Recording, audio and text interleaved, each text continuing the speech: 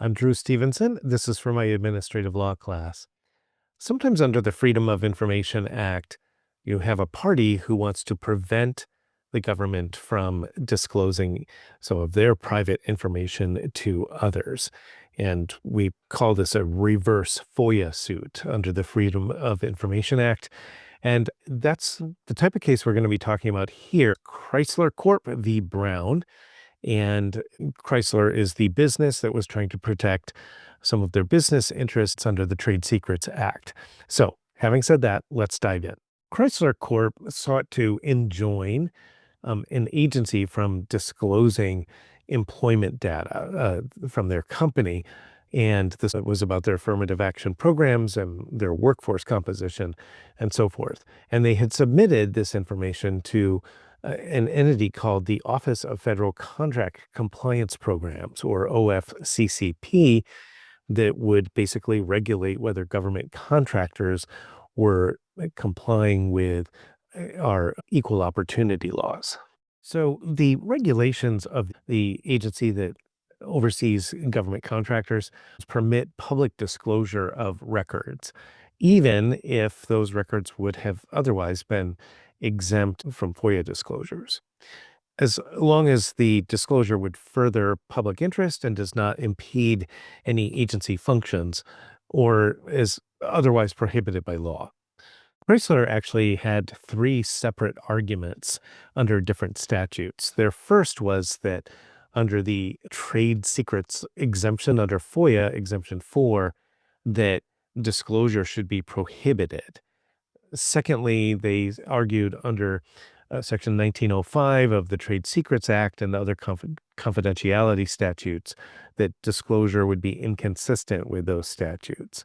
And third, they brought an argument just under the APA for judicial review of agency decision-making, basically arguing that this would be an abuse of agency discretion, even if the other statutory arguments didn't apply. Let's talk about Chrysler's FOIA argument first, their FOIA exemption argument.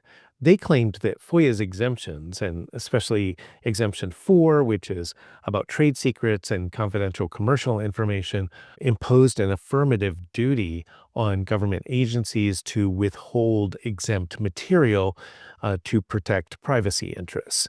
In other words, remember that FOIA is a statute, the Freedom of Information Act, that allows private parties, nonprofits, journalists, and so forth to petition an agency and ask them for all the information they have about something. And then there's exemptions that allow the agency to say, no, we don't want to give that to you. And because we think that information is exempt under, say, Exemption 4. And the question here, I hope you can see, that is a subtle distinction between whether the exemptions are permissive for the agency has a right to invoke that exemption and refuse disclosure, or does the agency have to refuse disclosure or deny the agency request in certain circumstances? The Supreme Court didn't buy this argument at all, that FOIA was a prohibition on disclosure. The court held that FOIA is exclusively a disclosure statute. There are certain carve-outs and exemptions, but it was not intended to be a withholding statute for information, but rather a government transparency statute. So FOIA exemptions, like Exemption 4, the court says, mark the agency's obligation to disclose. They don't foreclose disclosure or create an affirmative duty to withhold. In other words, it creates an affirmative duty for the agency to disclose certain information when it's requested, but not an affirmative duty to withhold information if it happens to fall under an available exemption. The Supreme Court also noted that under FOIA's judicial relief provision, which is under 5 U.S.C. 552A4B, it grants jurisdiction to federal courts to enjoin withholding, but not to bar disclosure. In other words, they can order the agency to turn information over, but they can't forbid an agency from turning information over under that statute. So from the court's perspective, Congress did not limit agency discretion to disclose information when enacting FOIA. And in other words, the agency always can disclose it if they want. So FOIA, therefore, itself affords no private right of action to enjoin agency disclosure or prevent agency disclosure. For those who like to highlight in their casebooks or pull out leading quotes, I pulled out a quote here that I think is the real zinger from the Supreme Court's majority opinion about FOIA. So the holding highlight here, specifically about FOIA, is we therefore conclude that Congress did not limit an agency's discretion to disclose information when it enacted FOIA. It necessarily follows that the act therefore does not afford Chrysler any right to enjoin agency disclosure. So moving on, Chrysler also claimed that disclosure was barred by the Trade Secrets Act, which prescribes unauthorized disclosure of certain business and personal information by federal employees, and that the statute provides a private right of action for injunctive relief. Now, these were two separate arguments, that it prohibits disclosure and that it creates a private right of action. The court didn't really accept this argument from Chrysler either under the Trade Secrets Act. The court found that the OFCCP regulations were insufficient to count as law to authorize disclosure under Section 1905 without specific statutory authority. They also rejected Chrysler's contention that 1905 created any type of private right of action to enjoin disclosure. The court notes that private rights of action are rarely implied under statutes like this, which the court classifies as criminal statutes. There's no statutory basis or anything in the legislative history showing an intent to create a private right of action to sue to prevent the agency from making disclosures.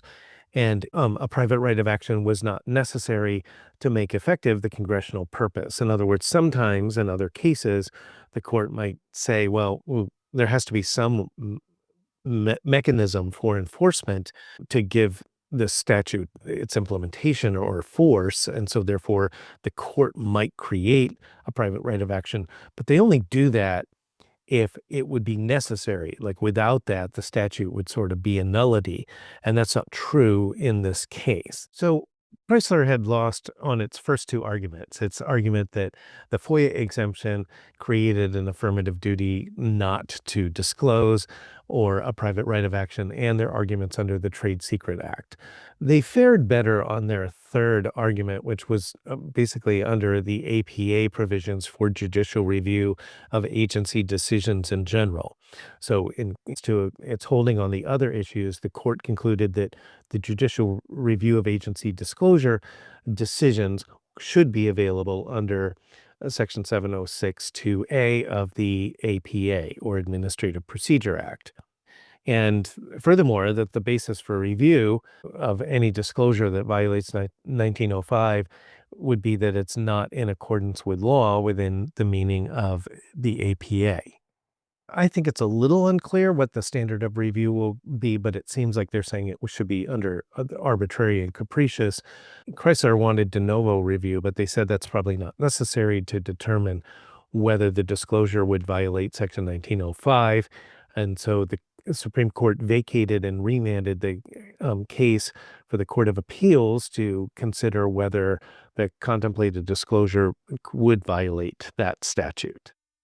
So where does this leave us? Well, there is an unresolved issue after Chrysler Corp v. Brown about the precise relationship between Exemption 4 and Section 1905 of the Trade Secrets Act. So remember, the Exemption 4 under FOIA is for trade secrets, and then we have a separate statute that's the Trade Secrets Act. And the court really left unanswered how the two relate to each other in litigation where there's a disclosure of information and the party that the information is about doesn't want it disclosed. In a case many years later from the D.C. Circuit Court of Appeals, McDonnell Douglas Corp v. NASA, the D.C. Circuit at least held that if information falls under Exemption 4 for the trade secrets exemption, that the government is precluded from releasing it under the Trade Secrets Act. In other words, they reached the opposite result in practice from Chrysler Corp by analyzing the relationship between the two statutes. And notice that in this case, in Chrysler Corp, these were raised as alternative arguments in the alternative or separate arguments. Note that the practical implication of that DC Circuit Court of Appeals case is that it effectively converted Exemption 4, at least in the DC Circuit, from a mere exception to mandatory disclosure into an affirmative bar to make the disclosures that even carried potential felony implications under Section 1905 for an unauthorized release. And that concludes our discussion of the case Chrysler Corp v. Brown, an old U.S. Supreme Court case about the Freedom of Information Act. Thanks for watching.